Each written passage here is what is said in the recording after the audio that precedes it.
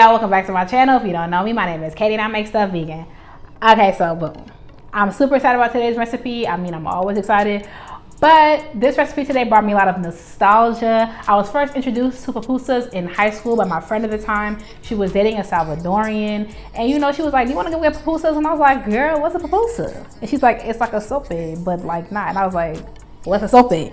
So she took me like on the north side of Chicago to some alley. And I was like, "What's good with it?" You know what I'm saying? What's good with it? And we went to the back of some lady's house and out came her boyfriend with some pupusas. And I've been hooked ever since. Obviously, pupusas aren't like inherently vegan and I really haven't gone out of my way to find vegan pupusas. So I was super excited when I had time this week and I was like, I'm gonna make me some pupusas. And y'all, they turned out so good. If you want to see how I achieve vegan pupusas, keep watching. Don't forget to like, comment, and subscribe before we get started. Also, don't forget the link to the detailed recipe is going to be in the description box below. Okay, let's get it cracking. Let's get it going. Okay, so I'm gonna start out by making the curtido, which is like a cabbage slaw type thing. I don't want to offend no Salvadorians, okay? I'm not Salvadorian, you know what I'm saying? So this is your first time even ever seeing a pupusa. I would recommend after you watching this video, going and just Google searching what a pupusa is so you can get like an accurate idea of what it is. I tried to stay as close to what it was as possible. Like I said, I don't got no abuelita to help me. Okay, so I'm making the curtido, which is the cabbage slaw thing. So I cut up a quarter of a cabbage. It's only me. I don't need a whole head of cabbage. So now I gotta, figure out what I'm gonna do with the other part of the cabbage. But we gonna figure it out. Okay, that thing gon' thang. Okay. Also, I don't know where my little shredder is. So we're gonna slice it up. We're gonna slice it up thin, and that's gonna be okay. If you have a shredder, use a shredder. Okay, but I made it that thin. It's gonna cut up my carrots like that. Okay, so I gave it a little mixy, and I was like, wait, hold up. Where the onion at? So I had to add some onion. Onions are actually a part of it, okay? But I almost forgot. I only took half an onion. Can you believe it? I love me some onion. I was gonna do more, but I thought that was gonna be like kind of OD with it, you know what I'm saying? So I did half a red onion, and I cut them like kind of thick because of what was coming next. I wanted them to be able to handle it. So I transferred it to my little bowl I got from Ikea. We already been over this. I love my little bowl with the little glass. I love it. Okay, now I mixed it up. I was separating out the onions, so everybody was evenly distributed. Off camera, I had a kettle boiling. I just covered this, the curtido with boiling water, okay? And I let it sit there for 10 minutes and it was like kind of cool what happened. So I'm waiting for the clip just changed. I don't know if you realize it. I'm waiting for it to get translucent, very much holographic, very much Twilight. That's what we're waiting for, okay? And then I'm gonna drain it. I was feeling very lazy. I was not finna drain this. I just like transfer it. But you know what? Do what you want. Do what you want, okay? Transfer it to this little lid. What am I saying? I transferred it to a container with a lid. That's what I'm talking about. That was a piece of cabbage. It was all floppy flop, and I was like, okay. So I'm taking some white vinegar. I was like kind of worried, like white vinegar can be very abrasive. So I was like, okay, but I went with it and it turned out good. Okay, I took some black pepper. I deviated from the recipe just a smidge because I love black pepper. I love thyme, but the original really only calls for salt and oregano. I will also recommend using oregano leaves versus ground oregano, but we're in a panoramic and I'm using what I got, and that's on period. Okay, but if you're gonna buy it for the first time, I'll recommend the leaves. And I'm just gonna do what it do. I'm gonna mix it up, you know what I'm saying? And there it is, okay? I'm gonna put that in the fridge and let it sit. I did mine for like 6 hours, but of course it tasted way better overnight. Okay, so I'm gonna use the fillings that I like. You can use your protein of choice, but I wanted to make like some steak. Y'all, I found this by the same brand, Very Soy. We stand Very Soy over here, but I found this these like Taiwanese like style beef slices. This is why vegans get made fun of because of stuff like this. Like, how funny is that? Like, I found that I was gonna go with it and it turned out really good, especially the way you're gonna see how I did it. I made it work. If you can't find this because it's a little abstract, I also had Gardein beef chunks or whatever, vegan beef chunks on the side. Like you can use whatever protein you would like, okay? But the package said to soak up for 40 minutes. Child, who got 40 minutes? I put some boiling water on that joint, and 10 minutes later, I had my little steaks, okay? Squeezed them out, and they were starting to look like beef, and I was like, hold on, very slow, you might be onto something. Okay, so I'm about to just show you how I made my little meat or whatever. Okay, so I'm taking some canola oil. I took too much oil, okay? I took too much. I took it out after, okay? But the reason why I really wanted some oil in the pot is because I wanted to, you know, kind of bubble up my better than bouillon no beef base. Okay, I wanted the oil to be infused with it because I knew I wanted it to be like equally distributed among my little steaks. Okay, and that worked out beautifully. Like it worked out so well. I could have just, I went OD on the oil. I ended up draining some of it off. And then I'm just gonna go in and season it with some stuff, garlic powder, you know what I'm saying? If you new here, we got some obsessions that I don't plan on working on. Garlic is one of them.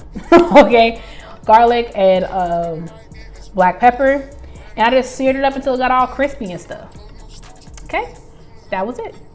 Easy as 1, 2, 3. You know what I'm saying? Hello, we gonna switch the clip, Katie? There we go. Okay, so I found some masa at Aldi because I didn't feel like going to the international market because that's a hike. So I went to Aldi. They had some masa. I said, what's good with it, Aldi? Okay, coming up. Okay, so I took about 2 cups of that. I seasoned it with salt. And at first, like, I was actually kind of nervous for this step because I was like, I know how to do the other little parts, but when we have to, like, you know, make the pupusa, I was like, bro. And then when I started, like, adding the water, like, little by little, I was like, this is like making a dumpling. Like, this is like making a dumpling. And I was like, okay, I feel like I'm in my wheelhouse. I feel like I know what I'm doing. And this is like, don't tell my grandma, but this is like low-key how I be making dumpling. Like, I start out with a spoon. I know, like, a lot of Jamaicans, they go right in with their hands, but enough time for them to type of ting day. All right, I want my hands to be all, you know what I'm saying? So once I, like, you know, I mix up the spoon till it got, like, you know, doughy. And then I was adding my water in by increments. And then when I started with my hand, I said, this is dumpling. This is what I do. No, what I do. So I started mixing it up, and I was just waiting for it to get like this Play-Doh consistency. And I wasn't really kneading it as much as I wanted the dough to come together. And I wanted to make sure I didn't have any dry bits. There it is, Play-Doh consistency. All right, time to do the thing. Now, I ain't gonna lie, I struggled a wee bit. And this is why. I did a little bit of research on like how to make these so I wasn't out here, you know, making it crazy or whatever. So I tried to make it the way I saw, and even this is not accurate. See, I say that word incorrectly every time, and now I can't say it. Even this is not accurate, but this is what I did. Okay, so I took a little bit of the beans. I will link the recipe to the beans. I've made those beans on this channel twice already. You can go see how, you know, what it does. Okay, so I took a little bit of cheese. Violife, their mozzarella works really well here. Any vegan mozzarella, I guess, will work. You know, maybe not Daya, but if that's all you got, girl, then you use your Daya. Okay, and then I tried to like maneuver the dough over it. This was just OD difficult for no reason, but you know, I stuck with it. Katie ain't no quitter, but I'm gonna show you like how I did it the next time. Very simplified, very much I'm not from El Salvador, very much I don't want this to be a failure. Okay, so it came out, you know, I gave it this little loving up, patted it up, you know what I'm saying, made this little disc shape, you know, and like, you know, did my thing and went like that. But I'm gonna show you how I did the second way, which made me happier. I only made 3 of them junks because I'm not gonna have all these leftovers. I don't like leftovers. I don't know what it is. Ever since I was a kid, leftovers are kind of gross. Okay, so this is what I did. Very easy. I made a disc. Then I put it upon my hand, and I put, you know what I'm saying, a little bit of the beans, a little bit of my crispy beef. If they look crispy, mind your business. Okay. Then a little bit of cheese, and then I took another equal amount of the dough, and then I put it on top. And that was it. And then I just like creased the sides like I was making a little dumpling or something, and then went like that and pop pop pop pop pop and bra-ta-ta-ta and do and period. That was it. And I was like, this took like the learning curve from this to this, because I was like trying to make it the way I saw it, and baby, it wasn't giving what it was supposed to give, you know? And I felt happy. So there it is. She's beautiful. I put him in the little pot with a little taste of oil. I didn't want to OD like last time. And also, I know I don't remember pupusas being oily, you know? So I didn't want to make it, you know, OD with the grease. One thing I would recommend here is you got to keep turning these, because you want the masa to cook, but you don't want them to burn. So you just keep on medium high heat. You just keep flipping that. Look at the wrist. Look at the flick of the wrist. I took my curtido out of the fridge, and you know, it was thanging. Okay, I was like, I might have did something, and did. Period.